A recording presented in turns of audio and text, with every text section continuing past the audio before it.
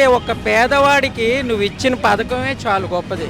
ఎవరు వచ్చినా సరే గవర్నమెంట్లో మార్పులు చేర్పులు లేవు కదా సార్. అది 5 ఏళ్లలో ఇంకా ఏం చేయలేదంటారా? మాకైతే డెవలప్మెంట్ కనపడలేదు. నేనైతే డబ్బులు తీసుకుని అయితే ఓటు వేయనండి.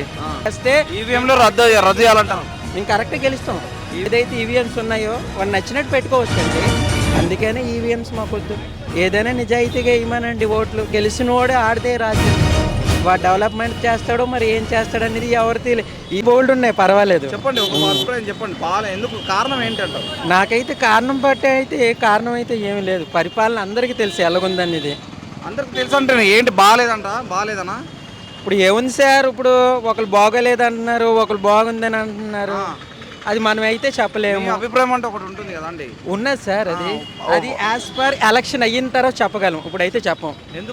ఎందుకంటే ఎలక్షన్స్ ముందే కదా చెప్పాల్సింది. మనము బాగుంది బాగాలేదు, వీళ్ళు బాగా చేయలేదు అని చెప్తేనే కదా ఇప్పుడు ఒక ఐడియా వస్తుంది. మీ తరఫు నుంచి ఒక చైతన్యం వస్తుంది కదా. ఏ చైతన్యం వచ్చినా, ఏ గవర్నమెంట్ వచ్చినా ఎవరు కూడా మన బతుకులు మార్చట్లేదు కదా. మార్పు వచ్చిందా? మార్పు వచ్చిందే. యాజ్ పర్ మీరు ఎన్నో దగ్గర న్యూస్ తీసారు, మార్పు వచ్చిందా? గవర్నమెంట్ వైజ్ లో మార్పు వచ్చిందా చెప్పండి. మార్పు వచ్చిందంటే మేము చెప్తాం. లేదు, పథకాలన్నీ బాగున్నాయి అంటున్నారు కదా. పథకాలు అవన్నీ అంటే అవి పక్కన పెట్టండి సార్. ఈరోజు పథకాలు వద్దు మాకు. ఎందుకంటే యాజ్ ఏ ఒక పేదవాడికి నువ్వు ఇచ్చిన పథకమే చాలు గొప్పది. ఎందుకంటే రోడ్డు మీద ఉన్నారు చూసారా, ఈ గవర్నమెంట్ అమ్మ వాళ్ళు, ఈ నాన్న వాళ్ళు మాకు వద్దు. రోడ్డు మీద చూసారా, ఎవరైతే ఇల్లు లేక ఉన్నారే వాళ్ళకి ఒక్క పూట అన్నం పెట్టమనండి, గవర్నమెంట్కి నేను సెల్యూట్ చేస్తాను. అంతే నా ఒపీనియన్. అంతే. అంటే అమ్మఒడి ద్వారా రైతు భరోసా డబ్బులు ఇస్తారు. అది నాకు వద్దు సార్. అది నాకైతే వద్దు.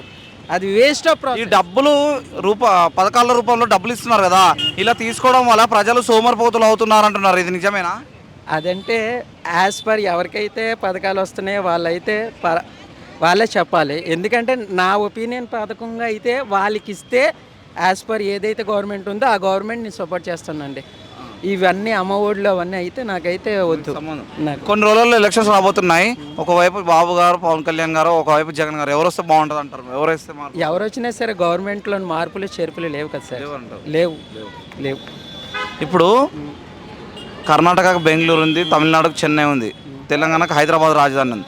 మనకి రాజధాని అంటే ఏదని చెప్తారు చెప్పండి? ప్రస్తుతానికి అయితే ఇప్పుడు రాజధాని విషయం అవసరం లేదు సార్. ఏదైనా రాజధాని అంటే ఒక అడ్రస్ కదా, ఒక గుర్తింపు. ఏదైనా సరే ఇప్పుడు మనం ఎక్కడికైనా వెళ్ళాం అనుకోండి, మనం రాజధాని వెనకాతలు వేసుకొని వెళ్ళలేము. మీరు చేయవలసింది ఏదైనా ఉందంటే ప్రజలకి ఏదైనా ఒక రేటు పెరిగితే తగ్గించండి. అంతే తప్ప ఇంకా మాకు రాజధానిలు, డెవలప్డ్ సిటీలు అసలు ఏం అవసరం లేదు. ఇప్పుడు రాజధాని ఇప్పుడు డెవలప్డ్ సిటీ అనేసి అని అంటున్నారు. ఏం డెవలప్ అయ్యాయి సార్? ఏం డెవలప్ అయ్యి ఏమీ డెవలప్ అవ్వలేదు. ఇప్పుడు హైదరాబాద్ లాగా ఇక్కడ కూడా డెవలప్ అయ్యింది. రాజధాని వచ్చి డెవలప్ అవుతే ఉద్యోగ అవకాశాలు, కంపెనీలు పెరుగుతాయి, కంపెనీలు ఉపాధి పెరుగుతుంది కదా సార్. రెవెన్యూ వస్తుంది కదా. ఇప్పుడు ఏదైనా రెవెన్యూ వస్తుంది సార్, కాదని అనట్లేదు. ఇక్కడ డెవలప్మెంట్ అనేది ఎక్కడ సార్ కనబడుతుంది?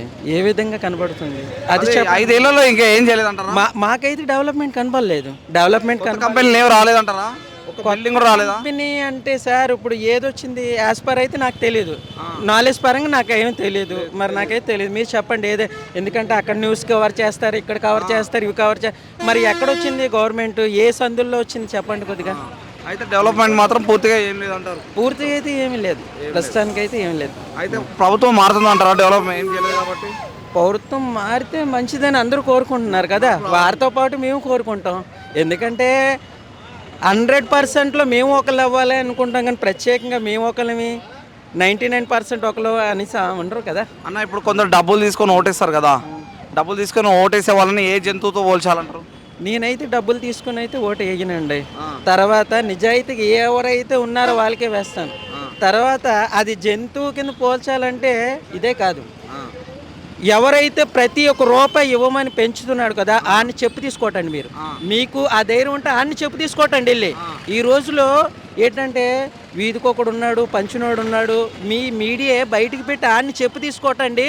మేబీ ఈ యొక్క అరాచకం ఆగిపోతుంది. ఓటు కూడా సరిగ్గా వస్తుంది. ఓటు కూడా మాకేంటి తెలుసా, ఈఎంఐ ద్వారా వద్దు. మాకు పాత సెక్షన్లోని ఏదైతే 8 ఉందో అది కరెక్ట్గా వేస్తే ఈవీఎంలో రద్దు చేయాలంటారు. మేము కరెక్ట్గా గెలుస్తాం. ఈవీఎంలో రద్దు చేయాలంటారు.